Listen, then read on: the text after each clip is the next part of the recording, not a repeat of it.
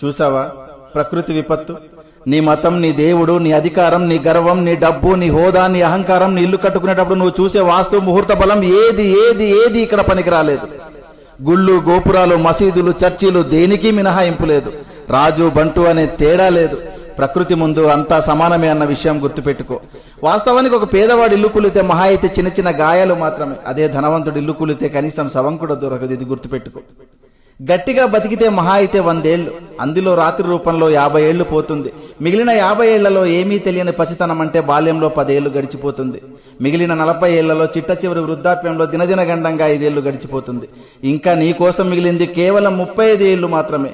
ఈ 35 ఏళ్లలోనే నీ చదువు, నీ సంపాదన, నీ కుటుంబ బాధ్యత, బంధాలు, బంధుత్వాలు అన్నీ చూసుకోవాలి.